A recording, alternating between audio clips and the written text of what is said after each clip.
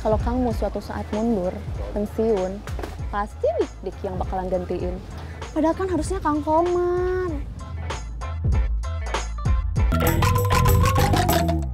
Dik-Dik itu dekat sama Kang Mus. Harusnya yang dekat sama Kang Mus itu saya. Kan saya orang yang pertama ditarik jadi anak buah Kang Mus. Waktu Kang Mus masih di terminal. Kalau Didi kan anak kemarin sore, saya bingung. Kok bisa? Nggak usah bingung. Kalau orang licik mah bisa aja. Emang iya? Kalau Kang Mus suatu saat mundur, pensiun, pasti Dik-Dik yang bakalan gantiin. Padahal kan harusnya Kang Komar.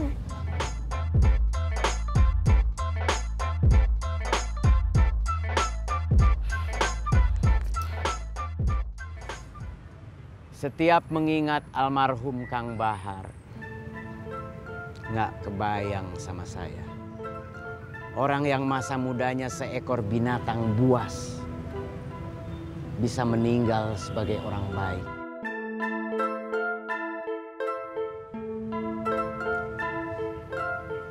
Dia pergi menyusul istrinya ke surga. Terus saya, kamu, kita semua yang dia tinggal pergi ini apa? Hidup ada akhirnya.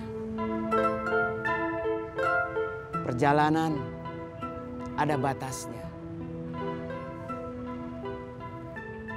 Kita mau selesai sebagai apa?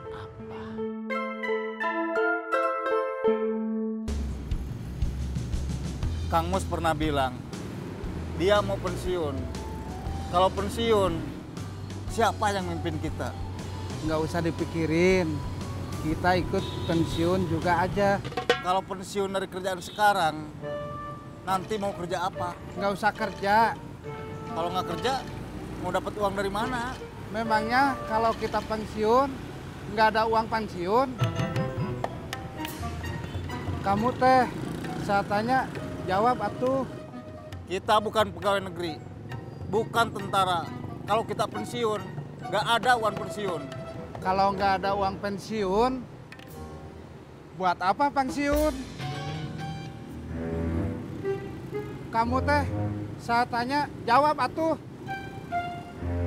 Saya nggak tahu jawabannya.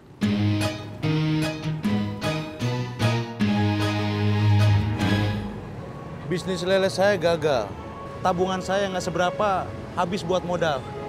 Boro-boro untung, modal aja buntung.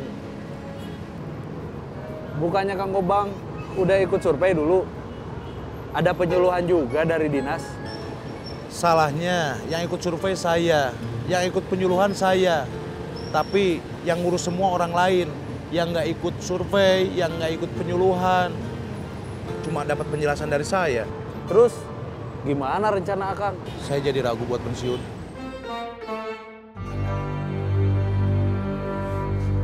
Tadi Yuli kesini, ngebuka pikiran saya. Pikiran yang mana, Kang? Kang Mus mau pensiun. Itu bukan kata Yuli. Saya dengar langsung dari Kang Mus sendiri. Kalau kata Yuli yang mana?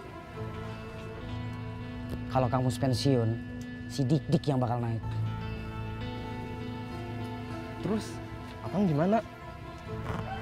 Yang pertama kali diangkat jadi anak buah Kang Mus, harusnya saya.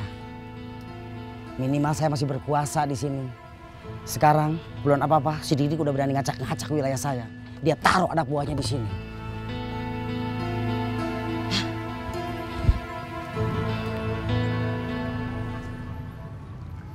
Kalau saya nggak tahu istilahnya apa, atau pensiun atau bukan. Yang pasti setelah Lebaran saya mau cari kerjaan lain, kerja yang umum, biar enak jawabnya kalau ditanya sama keluarganya Imas. Saya mau ngelamar Imas. Imas sudah percaya sama kamu? Insya Allah.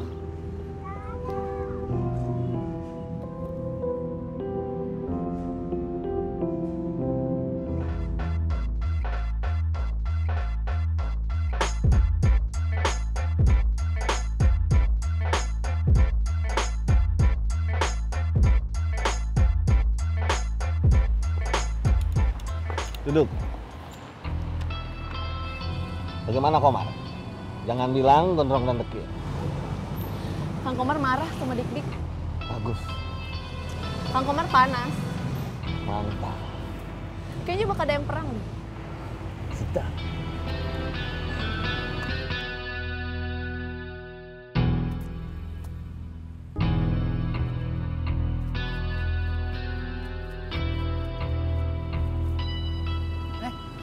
Dari mana, Jang?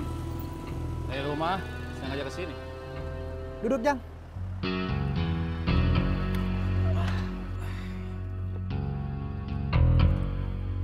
Kenapa ini nggak ditinggalin aja? Bos Jama kan udah ngasih kesempatan buat gabung lagi. Udah. Bos Jamal kan bilang, kita jangan kerja cuma pakai ini, tapi pakai ini juga. Sip. Terus gimana kabar Joni? Dia masuk barisan sakit hati juga.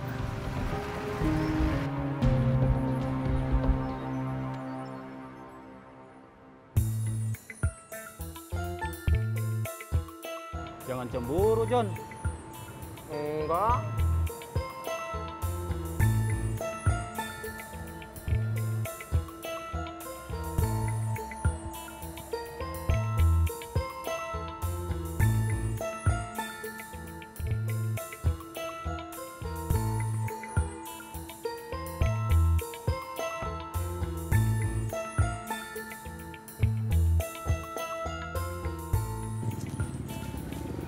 Masih berharap balik ke pasar? Masih. Kenapa? Pemasukannya lebih pasti. Kamu udah ditendang Komar. Berani ngelawan dia? Maksudnya? Gak ngerti atau nggak berani? Kalau kita berani sama Kang Komar, kita udah bisa menguasai pasar. Kenapa pasar yang harus dikuasai duluan? Bukan harus, tapi itu yang paling mudah. Karena dari semua anak buah muslihat, Komar yang megang pasar. Paling lemah baik secara otot maupun otak. Di pasar, Kang Komar cuma berdua. Kalau Iwan bisa kita tarik, Kang Komar bisa sendiri. Iwan itu nasibnya seperti saya. Disuruh-suruh nagih iuran, disuruh pesan kopi, cari makan. Sementara Kang Komar cuma enak-enakan godain perempuan. Nah, kita ketemu Iwan, tapi jangan di pasar. Di tempat dia latihan tinju aja. Atau di tempat lain kalau dia udah pulang latihan tinju.